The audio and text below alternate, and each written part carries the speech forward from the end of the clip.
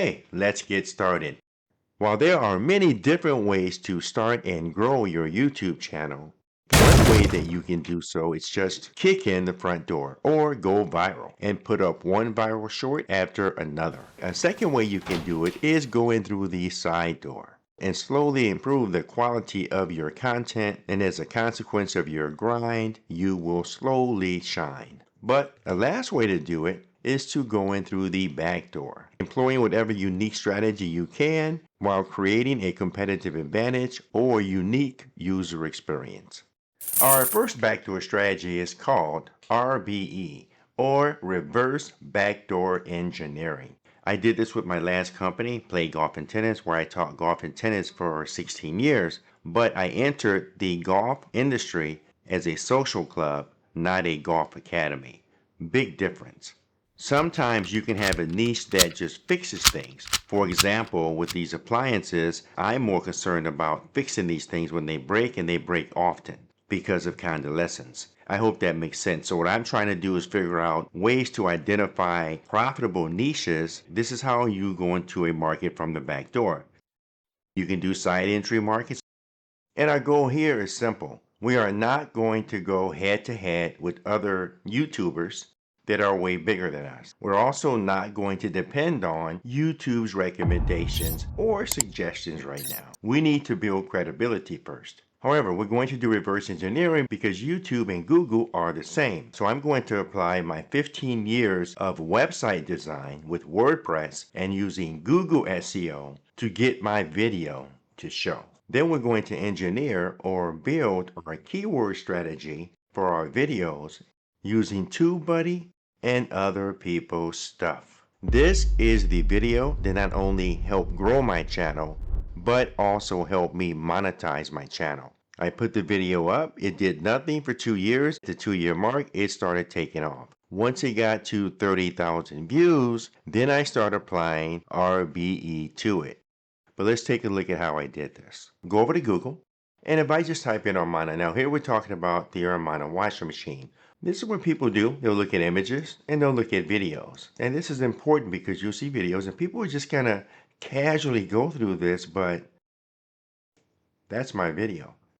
Then they may pop over and say, this is an Armana washing machine. And you read basic stuff like this. And then as you scroll down, you'll start seeing videos. What you want to do is get your videos right here. If I view more, scroll down, you'll see more videos. That's mine, right? There's more videos. This gives you credibility, believe it or not. And so if I just type in Armana problems or hit spacebar, it'll tell me what people have been typing. So I'll get clues to use some of these keywords in my video. I'm going to show you why. My video, my video. You know that's my video. You know that's my video. This is how I'm trying to own that category. And some of these people in these videos have 400,000 or 500,000 subscribers. But this is how you can get my video. Going through what I call the back door, my video, or a side door of YouTube by going through its sister or brother company, however you want to refer to it, Google. If I just type in Armana dryer and check my video out on convalescence. But if I scroll down, here's my dryer video. Now let's look at our numbers. 200K here, watch time. Subscribers for this type of video and shorts will always come and go. They're going to drop off. And this is the revenue on that. This tailored off a little bit because of my third strategy, and I'll talk about that in a second. When I go over here and look at my traffic sources, when I first started doing just Google, external was on top. And I just showed you how I use them both now to balance out my videos and grow them. And you can see my numbers here. This is how I got that. And I can go into any one of these guys' videos. If I'm using Tubebuddy like I showed you before, I can look at their tags, look at their keywords, and just steal some of their stuff and do the same thing on YouTube. If I just go to YouTube and if I just type this, notice YouTube gives me the same thing that people have been typing in. But if I just type in that, not spinning, I'll just see what pops up. And there's my video. There's my video. There's my video. And I hope that makes sense. But if I keep scrolling down, my video, you'll just see a lot of my videos And this is how you can kind of own a topic or a niche and do this to whatever you're doing. Once you finish with your research on Google and YouTube, then go over to your video and make your tag changes here. And you can find those here in anybody's video. I wouldn't take their titles or thumbnails, but definitely the tags are fair game. Once you make these changes and you save this, you refresh this or this or this, you're going to see changes right away. Okay, let's move on to strategy number 2. Ask and you shall receive. Our second strategy is called R's, or Ask and Receive Success. About 8 months ago, I did a video in GIMP. What I wanted to do with that video was give them a capsule of lessons they can learn how to do a variety of different things and not just make 8 different drawn out lessons. What I did was start searching for what people were looking to do in GIMP. And I did recently the same thing in video editing. I'm looking for, once you learn a video editor, what projects are you trying to create? So I created a compilation of different types of trailers in DaVinci Resolve for beginners to learn how to actually do projects. Again, I can't compete in the how-to market in anything at my size. The question becomes, how does that look? So I'll type in GIMP and then how. If I don't press anything, it will tell me what people have been typing. And you go to YouTube and do the same thing. If I just type in GIMP and don't do anything, I'll get this. Spacebar, I'll get that. How, I'll get that. To, I'll get that. And this is what I did this entire lesson on. I could have taken one aspect of this lesson and just created one lesson from that. This is going to tell you what people have been typing in Google or YouTube in the past 30 days. With this video, as you can see, things were totally different. There was no wait time for it to start getting views. It got views almost right away because of the way I did it. More importantly, if I were to dive more into this niche of graphic design, at least I know now I have 184 people who are interested. This is how you can play around with different ideas and concepts and niches, and if you get the results you want, then you know you can roll up your sleeve on that particular niche. Now let's look at our traffic sources. And if you notice something different, well, everything's different. Browser features on top now. External is not even here because, again, I very shrewdly mixed a combination of keywords and tags from YouTube and from Google. And as you can see, it's totally different. Now I can also, again, do a lot more of this video because, well, people like it. But again, I have so many different niches. We'll see what happens. My third strategy is called BAB, and it's short for Building a Bridge from Success to Success. And let me show you how I did that really quickly with that one washing machine video. This is my BAB playlist. This is how I grew that particular niche. But look at the dates here. The first one, February 22nd, 2022. It wasn't until 2 years later that I published this one about replacing a drain pump, while this one was just starting to lift off. And then I had a problem with the dryer. Then I had another problem with the washing machine, and this was a big problem. As you can see, this is lifting off. And I'm going to show you these videos. So if I go back to the first video, we know those numbers. And keep an eye on the traffic source. Now the second video, 19,000 views, a lot of external. But look at the rise in the video. Notice the playlist edition. Because now at the end of my videos, I'm linking my playlist. If I go to the third video, 10K, this is the dryer, external, channel pages. It's rising. This one, a little flat for a little bit, and then now this is the one that's really starting to take off, and it's going straight up. And I'm making money from these videos, but look at the sources now. YouTube search, external. And I've been experimenting with these things, and hopefully this gives you an idea of what's going on. I don't do a lot of external linking from Facebook or anything like that. A lot of that's coming from Google or somebody else linking my videos. And this is a sequence of operation, but that's suggested because when people get lost, caught, this walks them through every step of the way. Other YouTube features, like totally different. Look at external, look at playlist. And look at the last one here. Suggested, and this is that one. This combines two different codes. So if the first code here didn't work, I actually found a second code.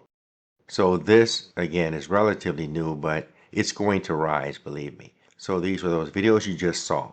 But this is what I mean by BAB. You take one successful video and you start building on it. And if I were to go over to my GIMP playlist and go by number of views, these videos received hundreds or more views after this video dropped. So keep that in mind. You can have a video, then you do a follow-up video, even a year or two later, and it may bring light to different videos. This is how you can use BAB to actually grow your channel once you just get that one video hit and that pop. But I also showed you how to get a video popping by trying to manipulate, again, Google and YouTube search collectively or together.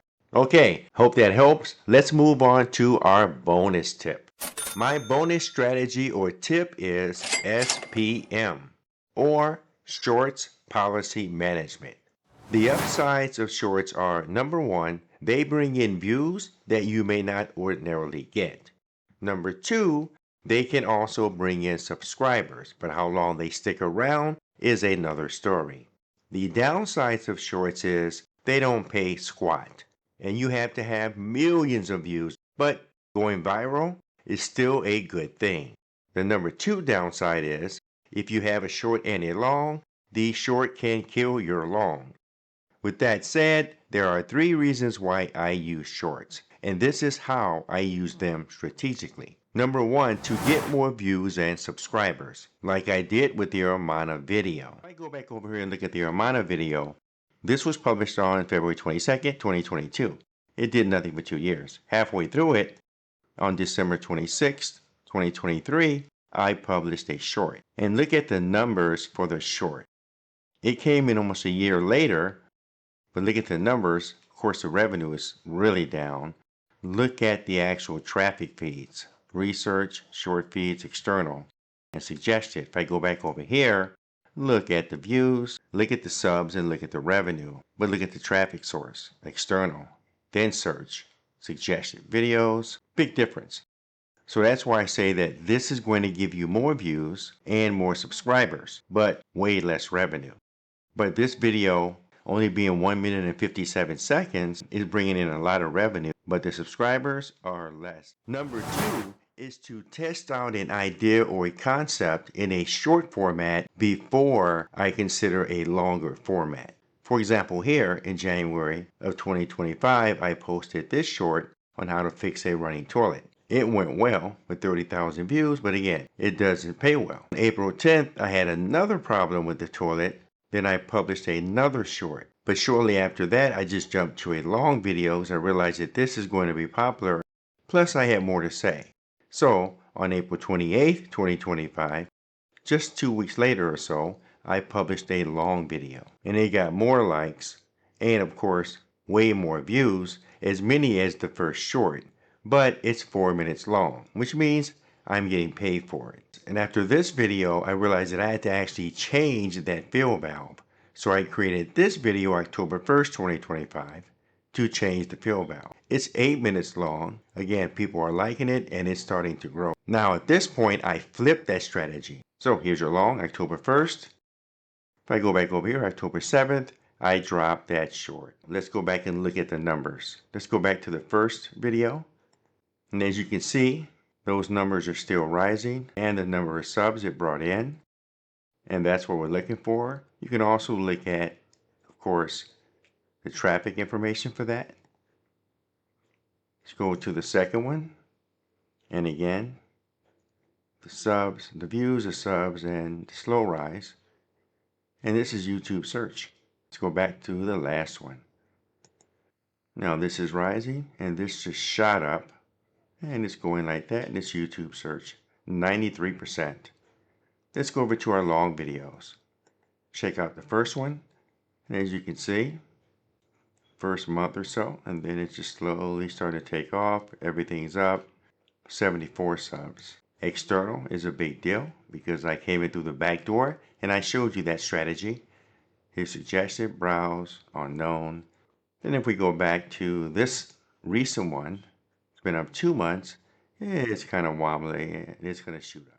Number 3, I'll take a few short videos, say music videos for example, or cooking videos, and I'll make a long video from that short. So in this example, I took 5 jazz shorts, stretched out the video because I recorded the shorts in high quality, and made one 6-minute long video. I did the exact same thing here with the shorts I did on cooking with my wife, and I made one long video which was 10 minutes long. So now I'm getting paid from my shorts. And again, I just did that. Hopefully they grow. So those are just a few tips and tricks that you can use to help grow your YouTube page. I hope this helps you.